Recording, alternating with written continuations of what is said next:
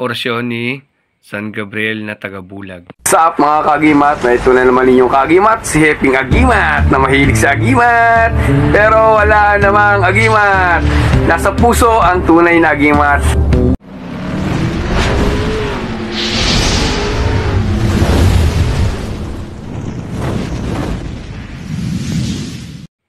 Orasyon ni San Gabriel, taga-Bulag, no? Ito yung taga-Bulag na orasyon ni San Gabriel, no? Pag-usapan natin, kagimat, ito yung ginagamit sa mga sa bulag, no? Pwede ikargat sa mga gamit, pwede sa mga katawan, pwede sa tubig, no? Lahat pag may tangkasa yung masama.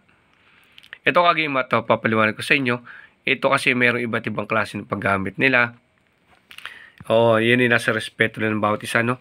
Kasi pwede sabihin nilang, hindi, gamit yan ganito, dapat yan ganito, hindi pwede sa bao, hindi pwede sa ganan, ay na yan po.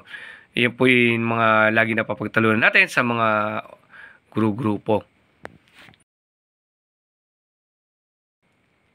No, kagimat yan eh, papagtalunan sa iba't pang grupo, no? Pero yan kasi ay matutuklasan nyo rin kung paano sa magandang gamit, pero pwede nyo ikarga sa tubig yan.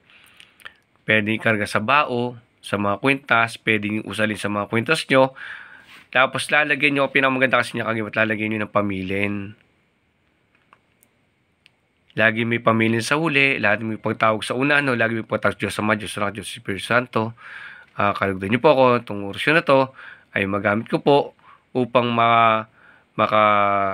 maganap sa akin ang magiging taga-bulag sa tuwing may tangka sa aking masama. Yun.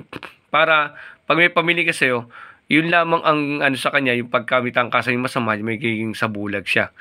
Na para hindi kayo makita ng mga may tangkasan yung sa buhay. No, iba-iba din, may ibang paliwanag sa iba, no?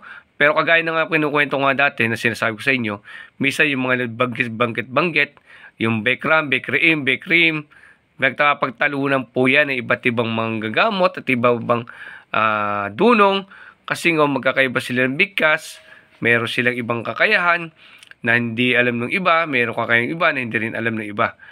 Yan kagimati, pinapaliwanag ko lang po na yan po ay pwedeng gamit sa bao sa aming mga naaaral. Pwede sa bao, pwedeng ibulong sa kwintas. Buksan nyo muna yung mga kwintas nyo. Kagaya niya, kagimat.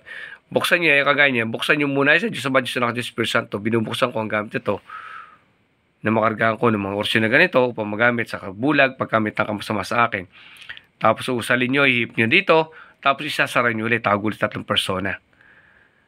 Yan, kagimat. Kasi misa meron ka sa part ng pagtatalo, pero yan po ay nasa respetuhan kung paano nyo nagagamit na nakakatulong sa inyo at gumagana sa inyo. Yan, kagimat na iba't ibang aral po yan.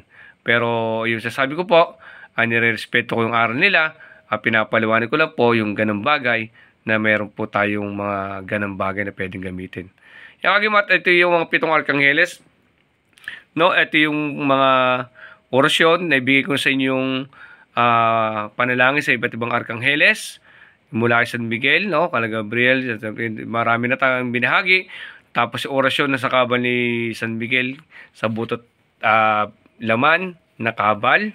Tapos ito mga San Gabriel, ipunin yung mga binibigay kong mga orasyon mga kagimat at pwede na makubuo isang aklat. Marami pa tayo babahagi dito. Sunod-sunod po ito mga kagimat, no? Kaya like and follow, subscribe na po kayo dito sa ating YouTube channel. At meron din tayo sa Facebook. Same name lang po sa Facebook tayo. Yung mga may tutulong namin. Meron din tayo mga raffle. May pinamimigay tayo. Kagaya ito, may St. Benedict tayo para raffle, no? Kagimit, abang nyo. Iyan ni Manu na. Magka-raffle tayo sa mga live. Marami tayo pinamimigay sa mga live natin na raffle sa ating Facebook page.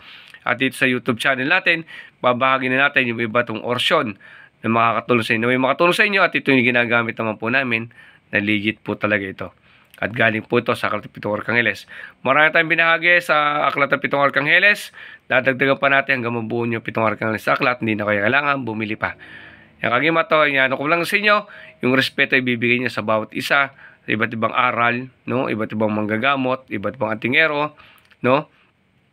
Shoutout sa inyo lahat, magandang araw, magandang gabi, at shoutout po sa inyo lahat, magandang buhay po lahat, at God bless sa inyo lahat.